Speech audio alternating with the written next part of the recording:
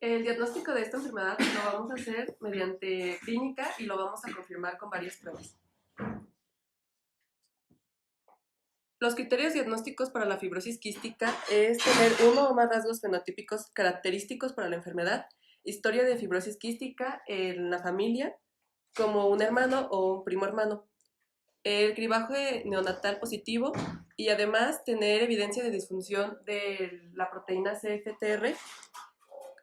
Lo vamos a confirmar con concentración de cloro en sudor elevada en 2 ocasiones, identificación de 2 mutaciones en parientes de primera línea y con la diferencia de potencial intranasal. El diagnóstico prenatal se hace mediante un estudio genético en los padres. Primero se hace en un padre y si es necesario se hace en el segundo. Cuando tienen 2 mutaciones positivas, se indica una biopsia en las vellosidades coriónicas del feto y si son 2 positivas se lleva a un aborto terapéutico. El diagnóstico neonatal es el más importante porque es en donde se hacen más diagnósticos positivos para estos niños y después, en los primeros 3 años de vida, también se puede identificar la enfermedad. Se usa el cribado neonatal al nacimiento y la confirmación a los 28 días. Si es positivo, va a indicar un elevado en tripsinógeno inmunorreactivo elevado. Bueno, ya le corto. Las pruebas diagnósticas que vamos a usar aquí es el genético, que es en el caso de los familiares, en los padres, y es positivo para 2 mutaciones en parientes de primera línea. Esta prueba es muy específica, pero poco sensible. La prueba de oro para la fibrosis quística es el diagnóstico de disfunción de la proteína CFTR por concentración de cloro en el sudor. Y aquí vamos a necesitar 2 pruebas positivas para poder diagnosticar. En los adultos, esta concentración debe ser mayor a 60 milimol por litro y en menores de 3 meses mayor de 40 milimol sobre litro. Las indicaciones para hacer el test del sudor son manifestaciones clínicas típicas que ya mencionaron en la clínica, historia familiar de presencia de esta enfermedad y muchas presentaciones clínicas que van a ser variables de acuerdo al gen que esté mutado. La prueba de la diferencia del potencial nasal se hace en muy pocas ocasiones porque esta prueba solo se usa cuando la concentración de cloro en el sudor y la genética no nos han dado una manifestación positiva para hacer el diagnóstico, pero hay síntomas clínicos. Entonces, se hace en muy pocos lugares y en México no se hace. Y aquí demuestra el transporte normal de iones en el epitelio nasal.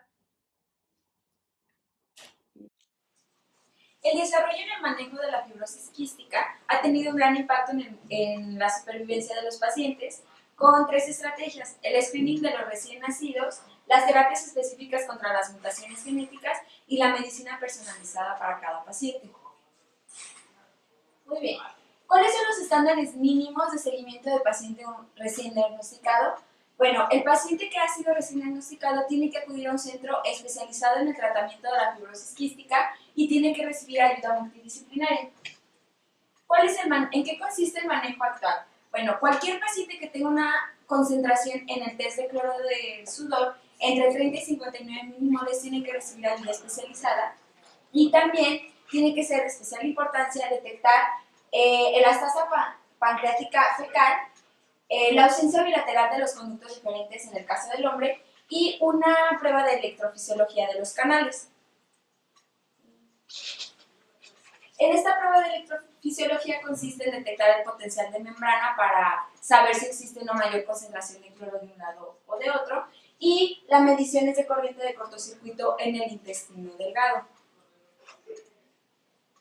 Muy bien, en el caso de la fibrosis quística, como ya lo había mencionado, los defectos básicos consisten en la falla mecánica de los cilios, el estancamiento de las secreciones viscosas y las infecciones recurrentes. La expectativa de los pacientes con fibrosis quística ha mejorado en estas últimas décadas, pero lo que más causa la morbilidad es las alteraciones pulmonares. En este caso, serían las infecciones recurrentes. ¿Cuáles son las bacterias que más causan la morbilidad? Son Pseudomonas aeruginosa y las infecciones por Staphylococcus aureus. Ahora, la pregunta más importante es si deberían tratarse las infecciones por Pseudomonas aeruginosas. Como esta bacteria genera una infección crónica, sí debería comenzarse la terapia, más cuando el paciente está presentando expectoraciones. Esto es que comienza con más episodios de tos o más producción de esputo, y se hace un cultivo, y el cultivo, si sale positivo, la terapia debería comenzarse entre las primeras 4 semanas y no exceder, y necesita por lo menos 28 días de tratamiento con probamicina inhalada, nebulizaciones con colistimetato y ciprofloxacino por al menos 3 meses. Incluso la terapia crónica con antibióticos en algunas guías está indicada porque es la única forma en que se puede reducir el declive de la función pulmonar, y también porque se cree que, bueno, es sabido que puede generar resistencia a los antimicrobianos, pero el peso hacia que mejora la sintomatología de los pacientes es mayor que genera resistencia antimicrobiana. Eso sí se entiende. Muy bien. Está indicada la terapia profiláctica para las infecciones bacterianas. Hasta ahorita en las guías del 2018 solo se indica que hay terapia profiláctica contra patógenos como Staphylococcus aureus. En este caso, flucloxacilina, pero no hay indicaciones para alguna otra bacteria.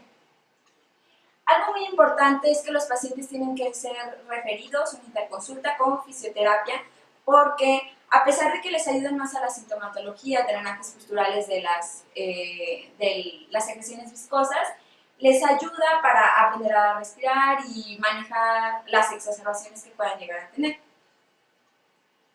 Entonces, se resume la clínica en unos 5 pasos que tiene que conocer el médico para tratar a estos pacientes. El primero es reconocimiento temprano y el tratamiento. Segundo, cuidados multidisciplinarios.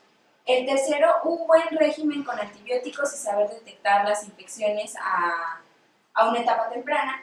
Y el cuarto, evaluar la respuesta a la terapia. En este caso, 3 componentes esenciales de la terapia son los mucolíticos, la hidratación y antibióticos, en este caso macrólidos.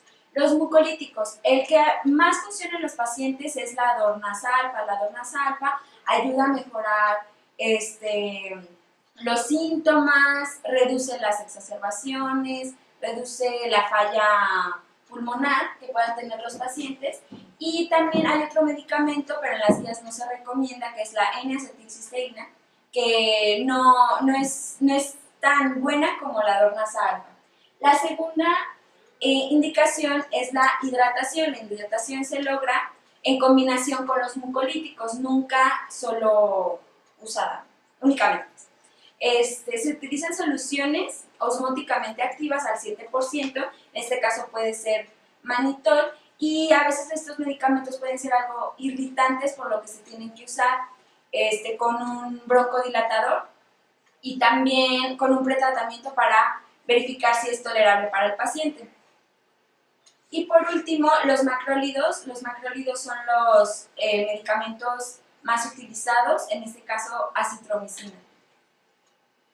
Y hay que tener muy consciente que para evitar episodios de resistencia a los antimicrobianos hay que estar alternando los antibióticos, pero si es necesario, sí se necesita antibióticos crónicamente.